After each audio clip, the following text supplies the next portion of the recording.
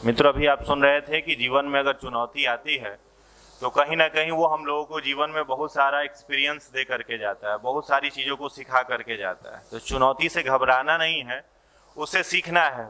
जीवन जो है वो एक्सपीरियंस का नाम है। फर्स्ट डे से लेकर के जीवन के अंतिम क्षण तक हम लोग कुछ ना कुछ सीखते हैं, एक्सपीरियंस प्राप्त करते हैं, और उस एक्सपीरियंस के सहारे हम कई लोगों को कुछ सिखाते भी जाते हैं। मेरे मित्र, जीवन में अगर अपने आप को मजबूत बनाना है, स्ट्रांग बनाना है, तो उसका केवल और केवल एक ही फॉर्मूला है कि अपने आप में आस्था को डेवलप करें, अपने आप को थोड़ा सा आस्थावान बनाएं। आज के समय में अगर स्टूडेंट को कहा जाए कि आप आस्थावान बनिए, तो उसके मन में बात आएगी कि पटना में एसएससी का तैयारी करने आए हैं, यहाँ आस्था की बात चल रही है।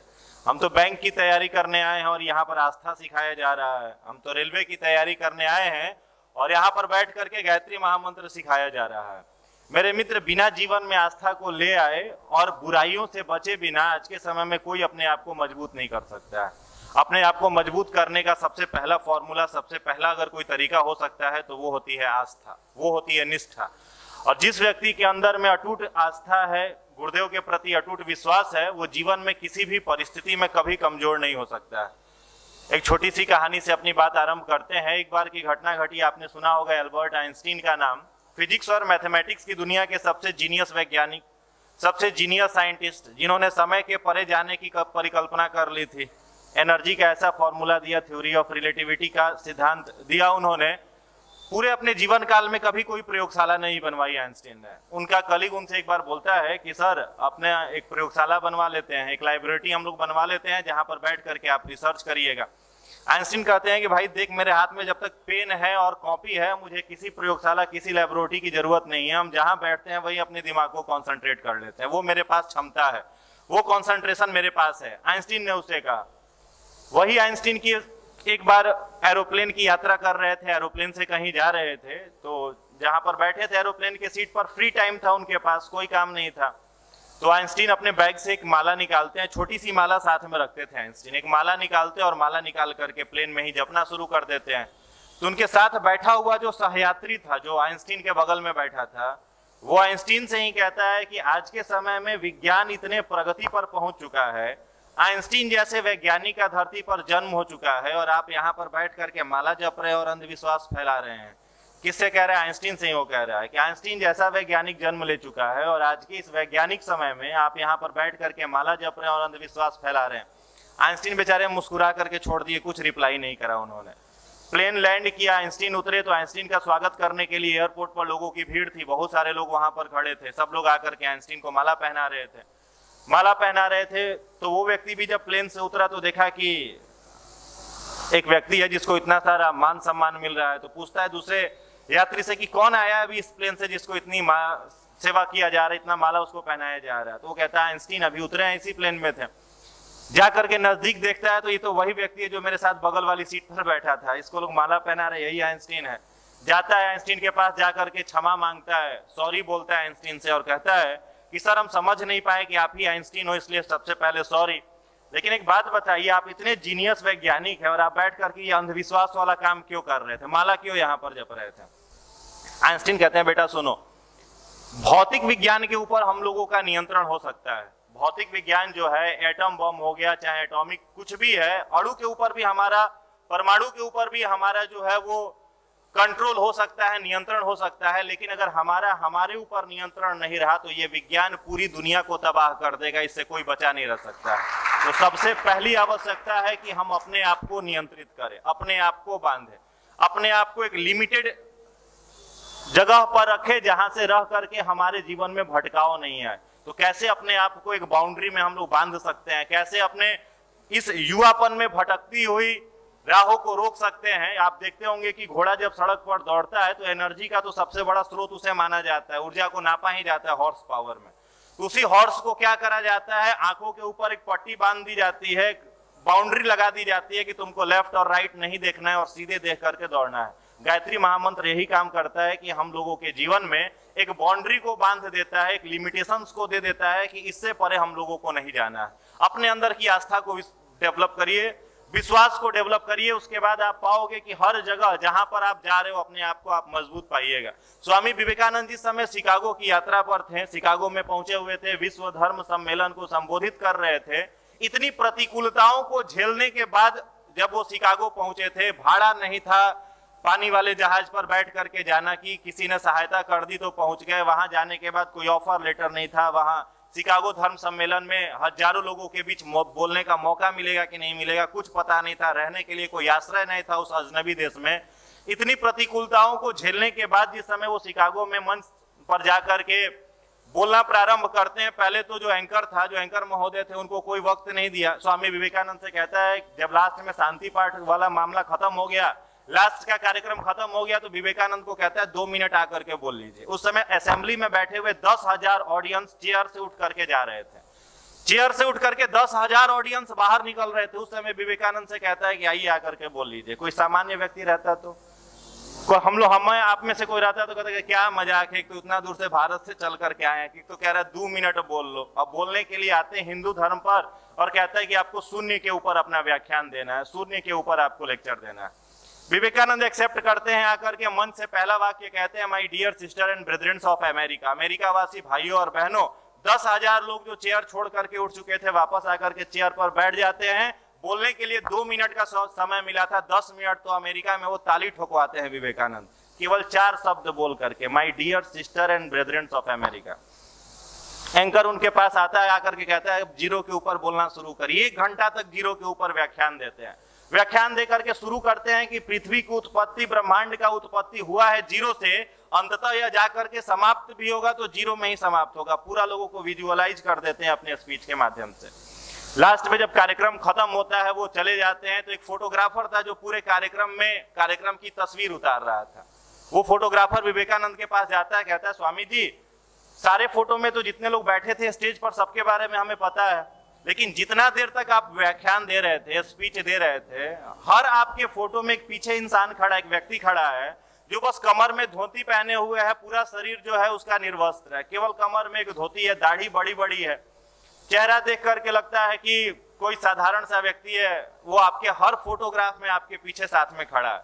विवेकानंद की आंखों में आंसू आ जाता है, कहते हैं फोटो ले आकर के दिखाओ हमको। फोटो लेकर के जब फोटोग्राफर आता है तो विवेकानंद देखते हैं कि ये तो मेरे गुरु ठाकुर रामकृष्ण परमहंस है जो वर्षों पहले शरीर छोड़ चुके हैं। विवेकानंद आकर के कहते हैं, फिर विवेकानंद उसको बताते हैं कि जब भी हम बोलने के लिए जाते थे, भारत की संस्कृति बताने जाते थे, तो एक बार आंख बंद करके अपने गुरु का ध्यान करते थे, अपने मार्गदर्शक ठाकुर रामकृष्ण परमहंस का ध्यान करते थे, और तब जाकर के हम भारत की संस्कृति बताते थे। बोलते तो हम थे, स्पीकर तो हम थे, लेकिन इलेक्ट्रिसिटी का जो कनेक्शन था वो मेरे गुरु के पास से आता था, ठाकुर के पास से आता था। विवेकानंद बोलते हैं हर फोटोग्राफ में ठाकुर रामकृष्ण परमहंस स्वामी विवेकानंद के साथ हर परिस्थिति में खड़े रहे।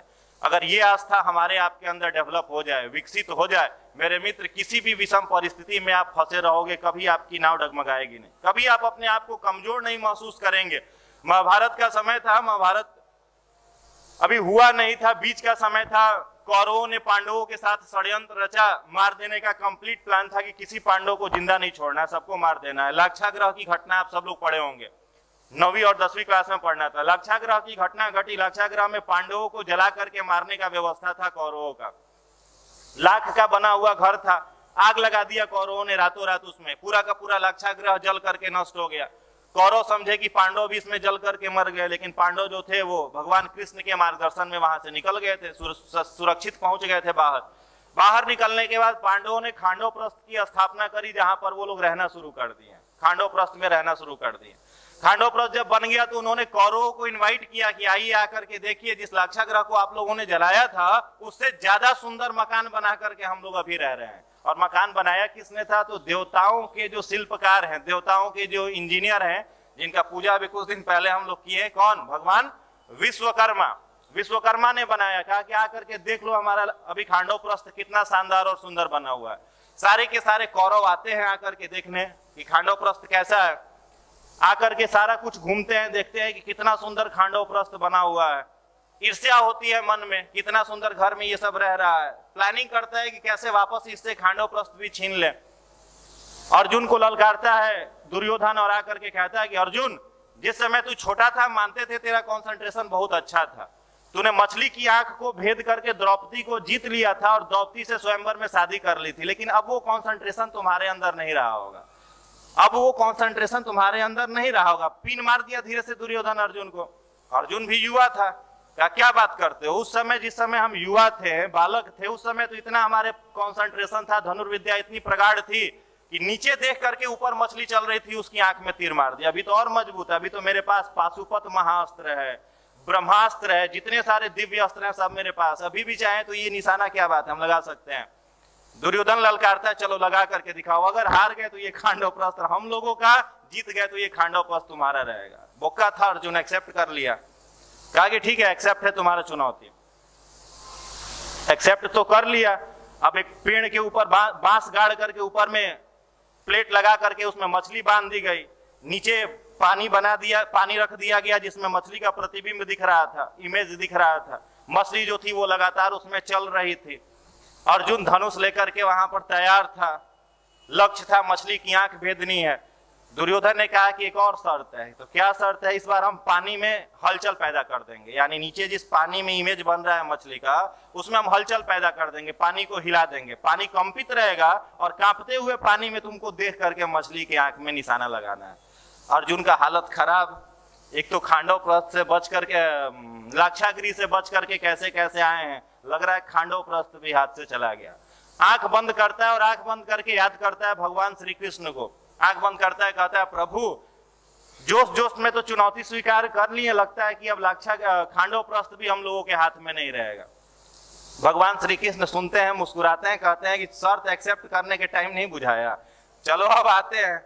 भगवान श्री कृष्ण वहां पहुंचते हैं। अर्जुन पूछता है कि क्या करें। पिछला बार तो मामला था कि नीचे पानी शांत था, तो मछली एकदम दिख रही थी कि कैसे चल रही है, निशाना लगा दिए। इस बार तो पानी में ही हलचल है, मछली का प्रतिबिंब भी नहीं दिख रहा है, कैसे निशाना लगाएं।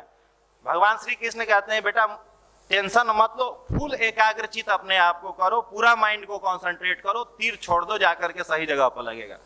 अर्जुन कहता है तो इसमें आप क्या करिएगा, कंसंट्रेशन हम ही लगा रहे हैं, ध्यान हम ही साध रहे हैं, इसमें आपका क्या योगदान, नहीं तो मारेंगे जाकर के लगभग करेगा।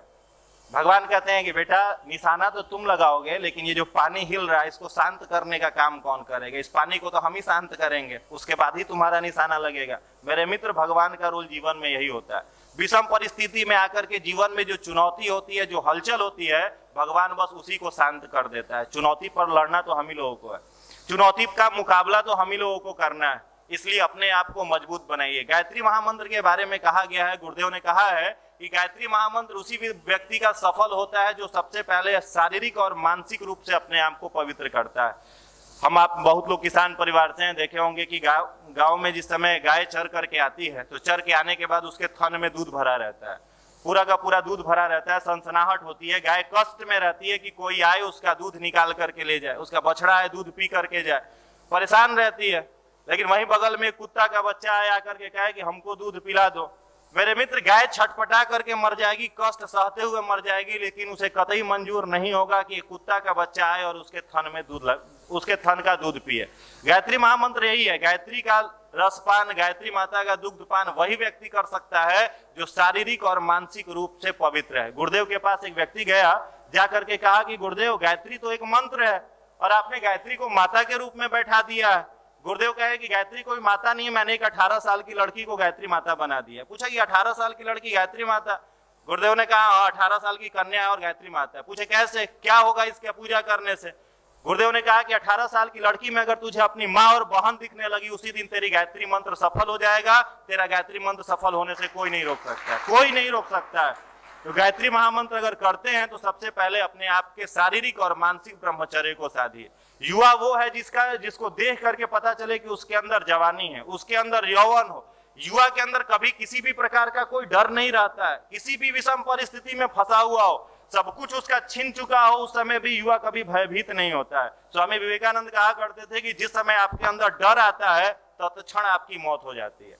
जिस समय आपके मन में ये डर आता है कि हमसे कुछ नहीं होगा, कैरियर नहीं बना तो हमारे परिवार का क्या होगा, कैरियर नहीं बना तो हमारे परिवार का क्या होगा, ये डर जिस समय आएगा उस समय आप कुछ नहीं कर सकते हैं। हमारा जो मन होता है, इसको जैसा हम इंस्ट्रक्ट करते हैं, जैसा इसको सूचना देते हैं उसी प्रकार का यह आचरण करने लगता है, उसी प्रकार का इसका बिहेव होने लगता है। अगर आप इसको बार बार हिंट दे रहे हैं, बार बार इसको सिग्नल दे रहे हैं कि हम यह काम करेंगे, यह काम हमसे नहीं होगा, तो वो आपको कमजोर बना देगा, वो आपको भयभीत करेगा। इसलिए कभी इसको निगेटिव सिग्नल मत दीजिए, कभी मत दीजिए। अपने आप को एक ऐसे बाउंड्री में आप रखिए, ऐसे लोगों के ग्रुप में रखिए जो आपको कभी निगेटिव चीजें नहीं बताए, नकारात्मकता से नहीं जुड़े। आज के समय का जो युग है, इतना बड़ा संक्रमण का युग, ट्रांजिशन फेज कभी धरती पर नहीं आया था, कभी नहीं आया था। त्रेता युग बीता, द्वापर बीता, सतयुग बीता, कलयुग आया। कलयुग में भी इतना खराब समय, जिस ट्रांजिशन फेज में अभी हम आप हैं, जिस संक्रमण काल में हम आप हैं, इतना खराब समय कभी नहीं आया था। मेरे मित्र, रावण का भी जिस समय था, रावण ने माता सीता का अपहरण किया, भारत की संस्कृति का अपहरण किया। उसने भी बिना सीता माता की परमिशन के कभी उनको हाथ तक नहीं लगाया। लेकिन आज के समय के जो हम आप तथा कथित रावण है, हमसे आपसे तो घर की बहु बेटियां भी सुरक्षित नहीं है। आप सोच सकते हैं कि आज के समय का जो संक्रमण काल है वो कितना भयावह है और हमारे आपके सामने कितनी चुनौती है। और हम आप यहाँ पर फंसे हुए हैं एक सामान्य सी चुनौती को लेकर के कि हमारा कैरियर नहीं बना तो क्या होगा। आप जिस कैरियर की तैयारी यहाँ पर कर रहे हो, प्रत्येक वर्ष उसमें हजारों रिजल्ट होता है। आप ही बताइए, इसमें से कितने भाई ऐसे हैं जिनका लक्ष्य अद्वितीय है? आप में से कोई है जिनका लक्ष्य अद्वितीय हो, माने जिसको इसके पहले किसी ने हासिल नहीं किया हो? कोई भी भाई, सिंगल भाई जिसने फर्स्ट टाइम माउंट एवरेस्ट की ऊंचाई नापी होगी, उसका लक्ष्य अद्वितीय था। जिसने पहला बार परिकल्पना किया होगा कि चांद पर जाएंगे, उसका लक्ष्य अद्वितीय था। मंगल ग्रह पर जाने वाला व्यक्ति का पहला लक्ष्य अद्वितीय था। हमारा आपका लक्ष्य कोई अद्वितीय नहीं है। जिस बैंक का तैयारी आप कर रहे हो, जिस एसएससी का तैयारी कर रहे हो, जिस रेलवे का आप तैयारी कर रहे हो, प्रत्येक वर्ष उसमें सैकड़ों नहीं हजारों रिजल्ट होता है। सिविल सर्विसेज स्टेट पीसीएस का आप तैयारी कर रहे हो, प्रत्येक वर्ष उसमें सैकड़ों की संख्या में रिजल्ट हो रहा है। जब सैकड़ों रिजल्ट हो ही रहा है, हजारों रिजल्ट हो ही रहा है, तो हम आप डिप्रेशन में क्यों हैं? हम आप तनाव में क्यों हैं? हमारा आपका उसमें क्यों नहीं होगा? बिल्कुल होगा, आराम से होगा। बस करना क्या है? अपने समय को बांध लेना है। समय की साधना, समय की साधना। गुरुदेव के पास एक व्यक्ति गया, जाकर के पूछा कि गुरुदेव किसका साधना करे? गुरुदेव ने कहा किसी भगवान की साधना मत करो, समय की, जीवन की साधना और आराधना करो। हमारे आपके पास जो जीवन मिला हुआ है, कितना तेजी से यह निकल रहा है। आप में से अधिकांश भाई, हम आप यहाँ पर बैठे हुए हैं, मैक्सिमम लोगों का उम्र 25 साल से अधिक ही रहा होगा, 25, 26, 27 इतना साल का उम्र हो गया। मनुष्य का औसत आयु कितना है आज के समय में? औसत आयु 60 वर्ष है। चलो 65 वर्ष मान लिया, मनुष्य की औसत आयु 65 वर्ष है। हम लोगों का उम्र कितना हो गया? 25 साल लगभग उम्र हो गया। 25 साल मानते हैं, कुछ भाई लोग अधिक के भी हैं। 25 साल उम्र हो गया। बचा हम लोगों के पास कितना समय? तो लगभग 40 साल। 40 साल का समय हमारे आपके पास है। और इस 40 साल में 20 साल क्या होगा? क्या होगा? रात होगा। और 20 साल क्या होगा? दिन होगा। जगना कितना देर है? 20 साल। अपना अस्तित्व कितने साल में बनाना है? 20 साल में। अपना नाम कितने साल में इंकित करवा देना है इतिहास में? 20 साल में। जॉब भी इसी में करना है, रिटायर भी इसी में होना है, परिवार भी इसी में बढ़ाना है, सब कुछ इसी में करना है। फिर समय को बर्बाद क्यों कर रहे हो? समय को व्यर्थ क्यों कर रहे हो?